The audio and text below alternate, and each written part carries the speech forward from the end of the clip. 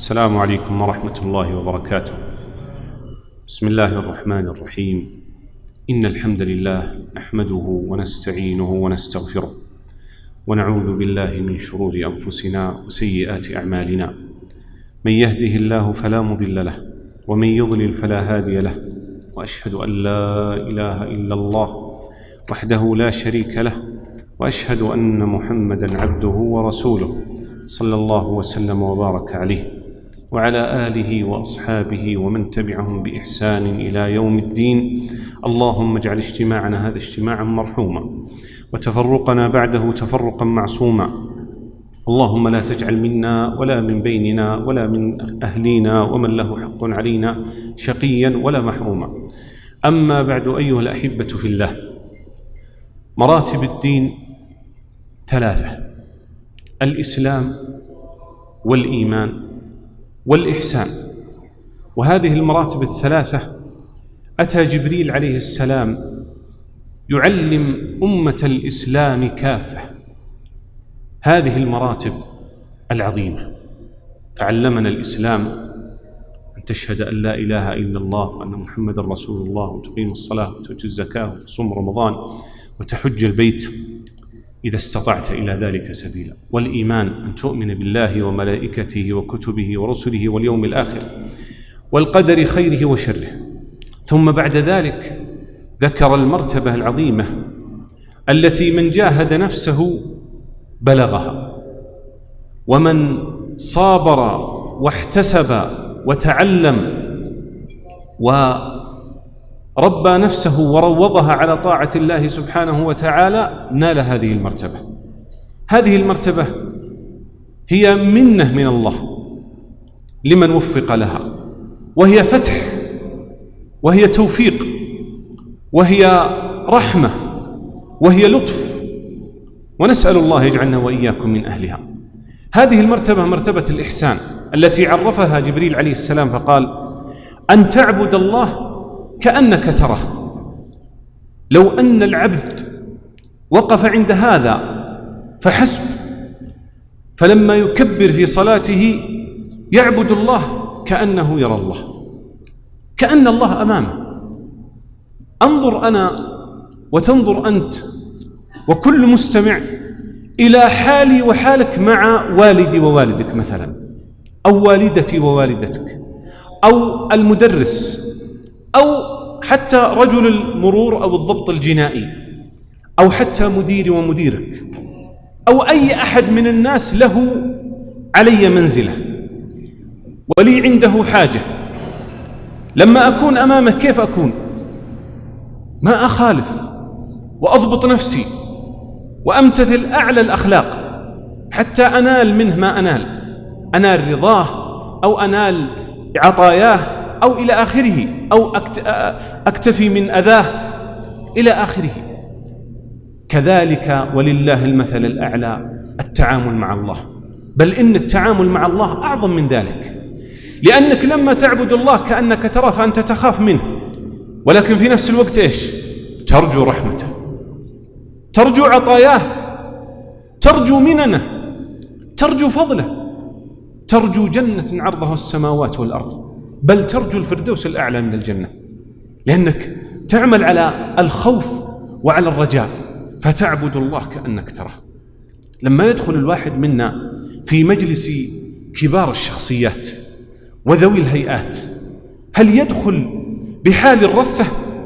لا، بل يستعد لذلك المقام استعداد عظيم.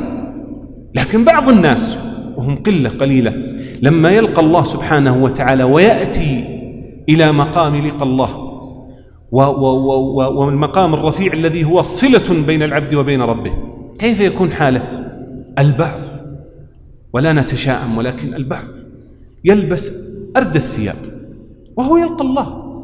أليس الله سبحانه وتعالى هو الأحق بأن أتزين له وأن أتطيب له وأن آتيه بأحسن ثيابي وأجمل هيئة ومنظر؟ بلى والله. هذا من مقام أن تعبد الله كأنك تراه. ولذلك أنا كان يدخل في مجلس من مجالس ذوي الهيئات وأصحاب المناصب، أنا أدخل في بيت الله، فلما أدخل في بيت الله أراقب الله في بيته، فأكون على أفضل وأحسن حال، أطهر بدني وأطهر ثوبي، أطهر ما في هذا القلب وما في هذه النفس حتى ألقى الله فيقبل الله مني صلاتي ويقبل الله مني عبادتي. أن تعبد الله كأنك تراه. طيب، فإن لم تكن تراه وهو الحال، نحن لا نرى الله سبحانه وتعالى إلا في حال واحدة، أسأل الله يجعلني وإياكم من أولئك، حينما نكون في الجنة بإذن الله سبحانه وتعالى، ثم يأتي يوم المزيد، يوم خصصه الله لعباده الذين دخلوا الجنة، فيزورون الله سبحانه وتعالى فيسألهم الله في ذلك المقام حتى يصل إلى أن يعطيهم سبحانه وتعالى سؤلهم، لأنهم يقولون نريد أن نرى وجهك الكريم في ذلك المقام الوحيد. ولذلك الأولى أنت تستشعرها، لكنها لم تكن لموسى عليه السلام الذي قال لربه أنه يريد أن أراك، يريد أن يرى الله، يريد أن يرى هذه العظمة، يريد أن يرى مدبر الكون. ما يلام موسى عليه السلام، ما يلام. كلنا نتمنى رؤية الله سبحانه وتعالى، ونرجو الله أن يحققها لنا. في ذلك اليوم يعطي الله سبحانه وتعالى كل من خافه واتقاه، كل من عبد الله كأنه يراه. سيأتي اليوم الذي يحقق الله له هذه الأمنية وهذه الرغبة. لكن فإن لم تكن تراه هو الحال فإنه يراك. هذا هو حال العبد مع ربه سبحانه وتعالى. الله يراني، مطلع علي، يعلم خائنة الأعين وما تخفي الصدور. يا إخواني، خائنة الأعين دقيقة جدا، دقيقة جدا. طبيب الأسنان لما يأتي فيعالج امرأة بين يديه قد يركز في عمله وينتهي منه وأدى ما عليه، ولكن قد يقع في محظور فينظر إلى ما حرم الله وهو وجه المرأة الذي هو يعمل فيه، لكن ينظر إليه بنظرة أخرى. هل يستطيع زوجها أو أبوها أو أخوها الذي معه في العيادة، بل قد ينظر إلى وجهه، هل يستطيع أن يعلم أن عنده خائنة أعين؟ كلا والله. لذلك خائنة الأعين دقيقة جدا. الله يعلم خائنة الأعين وما تخفي الصدور. هل أنتم مطلعون على ما في صدري؟ هل أنا مطلع على ما في صدوركم؟ أحدنا يقف بجوار أخيه، اثنين يصلون صلاة لا تفقد منها شيئا، يؤدون ركوعها وسجودها كاملا لا تفقد منها شيء، هذا قبلت منه والآخر لم تقبل منه، ردت كالخرقة البالية في وجهه. ليه؟ لأن هذا مستحضر الصلاة التي هو يصليها، مستحضر الأذكار التي يذكرها في صلاته، مستحضر وقوفه بين يدي الله سبحانه وتعالى. والآخر يمكنه بنى عمارات وأغلق حسابات وأصلح بين قبائل وأمم، وقد يكون حدثه الشيطان بأن يقترف من المعاصي والذنوب في صلاته، في وقوفه بين يدي ربه سبحانه وتعالى، فهذا قبلت منه والآخر لم تقبل منه. لذلك الله يعلم خائنة الأعين وما تخفي الصدور. يا بني إنها إن تك مثقال حبة من خردل، افتحوا وابحثوا عن حبة الخردل تجدون العجب، فتكن في صخرة، شوف الدقة، أو في السماوات أو في الأرض، تفوت من ربي؟ كلا والله، يأتي بها الله. ألم ترى أن الله يعلم ما في السماوات وما في الأرض؟ ما يكون من نجوى 3 إلا هو رابعهم، ولا 5 إلا هو سادسهم، ولا أدنى من ذلك 2 ولا أكثر إلا هو معهم أينما كانوا. الله يعلم كل شيء. ولذلك لما تستحضر علم الله وسعة اطلاع الله وقدرته وشدة غضبه ولطفه ورحمته، أنت تمتثل أنك تعبد الله وهو يراك سبحانه وبحمده، وتعبده كأنك تراه رأي العين. مقام المراقبة أحبتي في الله ليس بالمقام الهين وليس بالمقام السهل. ولذلك أحبتي في الله المتقين هم الذين راقبوا الله سبحانه وتعالى. أما المنافق الله وصفهم فقال: ونسأل الله أن يجيرنا وإياكم من النفاق. قال: يستخفون من الناس ولا يستخفون من الله. ثم يخبر سبحانه وتعالى بالحال التي غطى الشيطان على عقولهم. قال: وهو معهم أينما كان. معي في كل حالة، معي في كل وقت وفي كل حين. أغفل عن الله؟ ليس عيبا أن تخجل من ذنبك أو تستخفي بعيبك، بل إنه الواجب والمطلوب، لأن النبي صلى الله عليه وسلم قال: كل أمتي معافى إلا المجاهرون. لأن ترى في بعض الناس عنده سوء فهم في هذه المسألة، فيقول: لا يا رجال والله ما أكذب على الناس، أنا مدخن خلني أظهر تدخيني، وش أقعد أكذب على الناس؟ طيب الله سبحانه وتعالى يسترك وتفضح نفسك. فالاستخفاء هنا أن تستخفي بعيبك من الناس، طالبا ربك سبحانه وبحمده أن يعصمك من هذا الذنب. ليس استخفائك أنك تستخفي بالذنب وأنت مصر على هذا الذنب، لكنك تستخفي بهذا الذنب لأنك تطلب الله أن كما سترت نفسك عن الناس أن يسترك الله سبحانه وتعالى في مقام عظيم عنده، وأن يسترك بأن يرفعك من هذا الذنب فتقلع عنه. هذا هو المقام وهذا هو الفهم الواعي. ليست المسألة أنني أجاهر بالمعصية وأقول: لا أنا ما أبغى أكون منافق.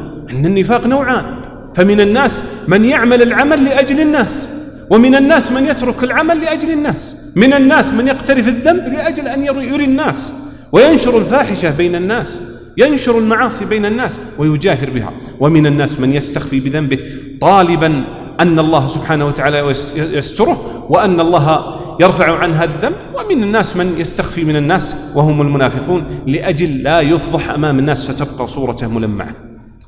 ختاما أيها الأحبة في الله، وحديث المراقبة حديث يطول، لأن يوسف عليه السلام لما غلقت الأبواب امرأة العزيز، وامرأة العزيز ذات منصب وذات جمال، ذات حسب وذات نسب، فتخاف على سمعتها، فلو واقعها يوسف عليه السلام لما فضحت نفسها ولا سترت عيبها، لكن الله سبحانه وتعالى قذف الإيمان في قلب يوسف فغلقت عليه الأبواب وقالت: هيت لك، وفي رواية: هيئت لك.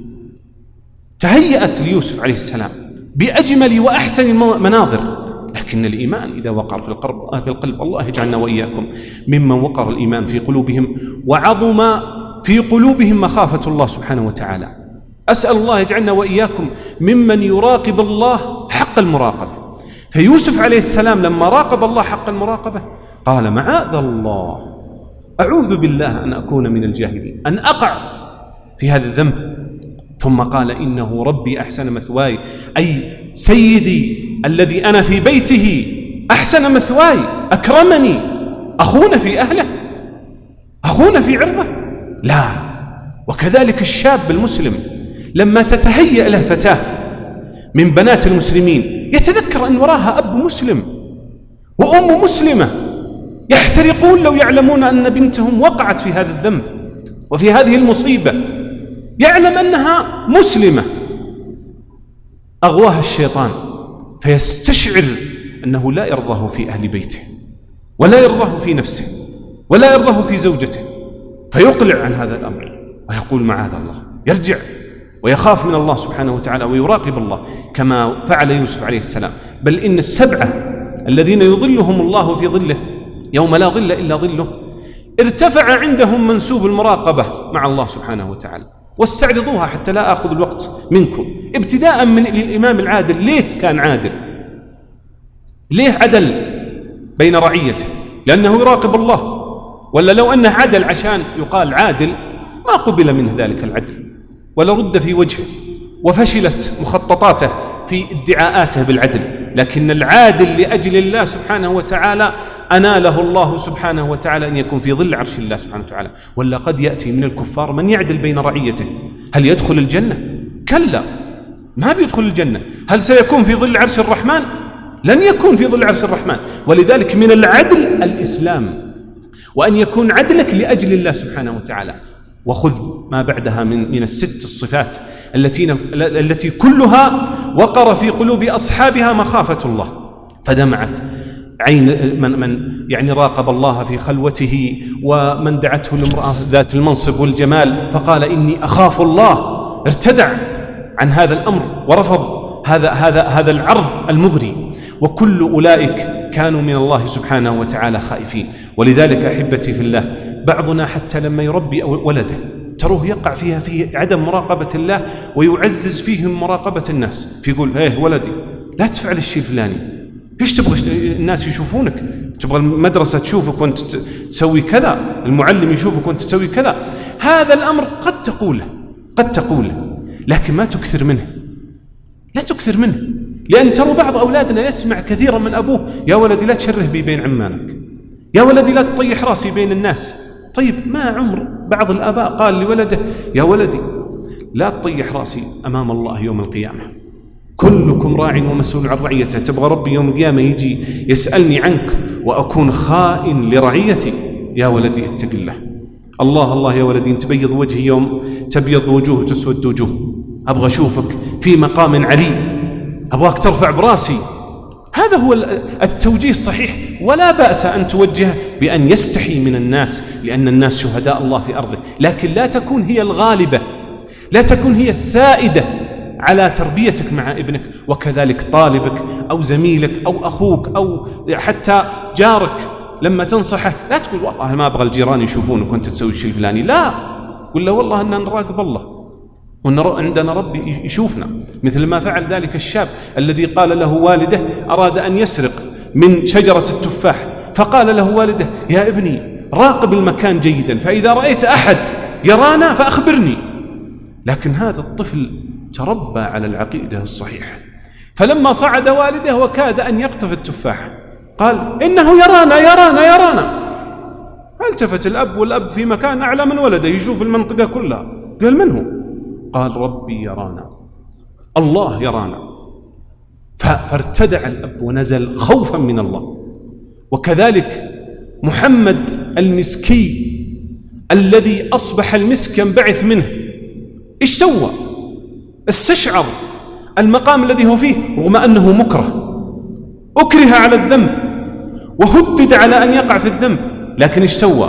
راقب الله، فنزل إلى منزلة تستقدرها الأنفس، استقدرها أنا وتستقدرها أنت، وأسأل الله يجيرنا وإياكم. ما واحد منا يتخيل لو عرض عليه ذلك المقام أن النفس تستطيع أن تفعل ذلك، لكن لما تسمو النفس وتتعامل مع الله سبحانه وتعالى تفعل أشد من ذلك. ذلك الرجل استأذن هذه المرأة التي غدرت به فأدخلت إلى دارها وقالت إما أن تفعل كذا وكذا وإلا سأفضحك بين القوم وسأصرخ في الناس.